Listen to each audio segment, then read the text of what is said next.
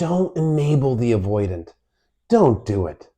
You'll just lose yourself in the process, and you won't be any better off anyway.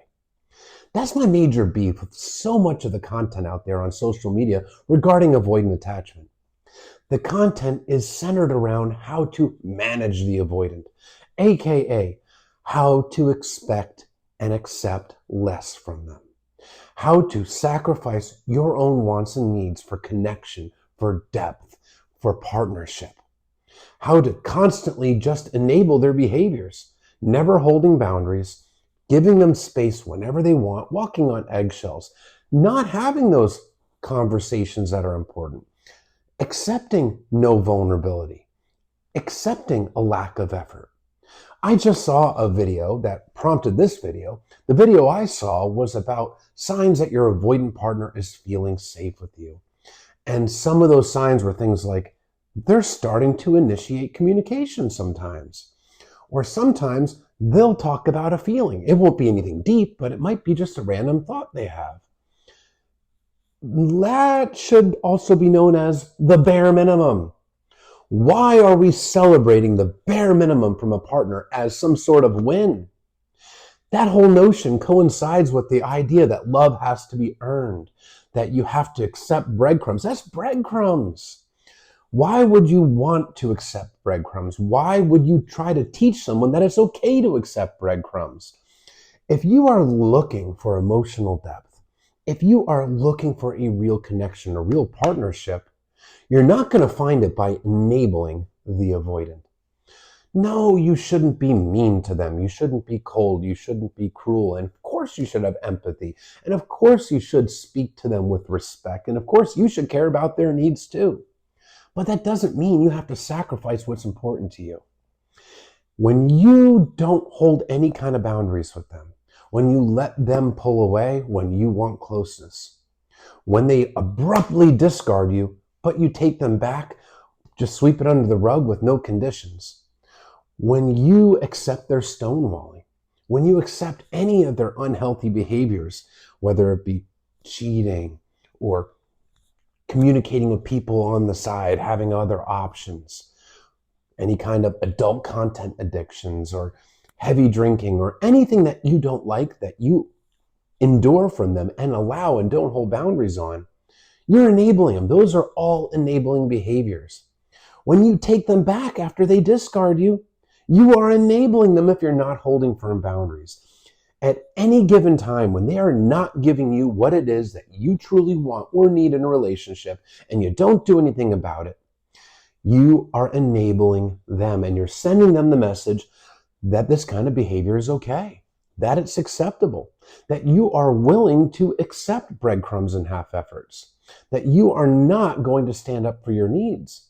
And you're sending yourself the message that you have to tiptoe, self-sacrifice to get them to stay and earn their love. It is such an anxious message. So much of the content that I'm talking about is essentially teaching people to become more anxious. It's teaching the anxious person to be more anxious. No, how about we focus on becoming secure, which means showing up for yourself? That comes in the form of holding boundaries. Boundaries are your limits of what you will allow, what you won't allow, what you want, what you don't want, what you need, what you don't need, what you will tolerate, what your expectations are. Essentially, boundaries are your limits of what you will subject yourself to. You get to determine what your limits are. Nobody else gets to tell you that your limits are wrong, that your boundaries are wrong. Your boundaries may not work for somebody else, but that doesn't mean you are wrong for having them. If you want somebody that's consistent with communication, you get to set a boundary around that. If you want somebody that's not hanging out with their exes, you get to send a boundary about that. If you want somebody that's not casually flirting with others while they're in a relationship with you, you get to set a boundary around that. If you want somebody that is not watching adult content online while they're in a relationship with you, you get to set a boundary around that. If you don't want to be treated like an option, you get to set a boundary around that. If you want a partner that is committed towards growth, always growing with you as an individual and together as a couple, you get to set boundaries around that. You don't have to simply allow emotional unavailability and emotionally unavailable behaviors. You don't have to allow it. You can set your limits. And when you set those limits, you can be very clear and concise. This is how I feel about this. This is what works for me. This is what doesn't. This is a boundary. You cannot force them to respect that boundary because you can't control another person, but you can control what you will subject yourself to. In order to respect the boundaries of another person, it requires empathy.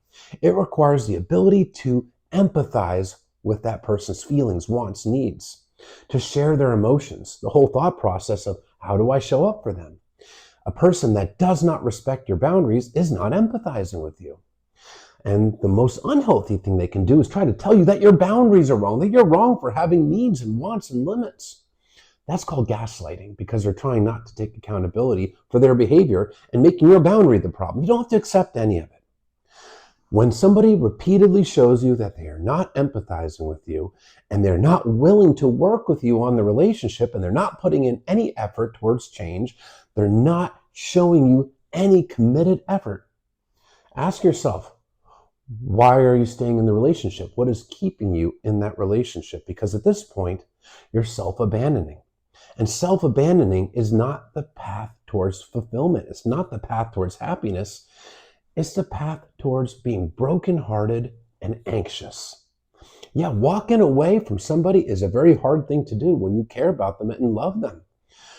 But ask yourself, is this relationship bringing a positive to your life or a negative? Now, if the avoidant is taking accountability and they're making actual effort and strides towards growth and they make mistakes, that's a different story.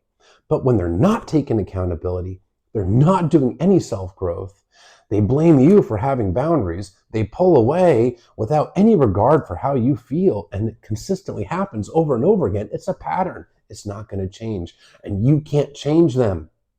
You cannot do all of the emotional labor on your own. It requires an active participant.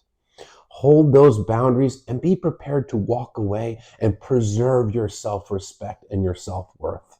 Because you know what? By holding boundaries, you will weed out unhealthy partners, and the kind of person that will last with you is the kind you want to last with you, a person that has empathy and emotional availability. So disregard content that teaches you how to self-abandon and pay attention to your heart and what your needs are, and don't abandon yourself. You don't have to contort yourself into a pretzel to try to accommodate a person that's self-absorbed, that doesn't consider you. You deserve better than that, and don't tell yourself otherwise.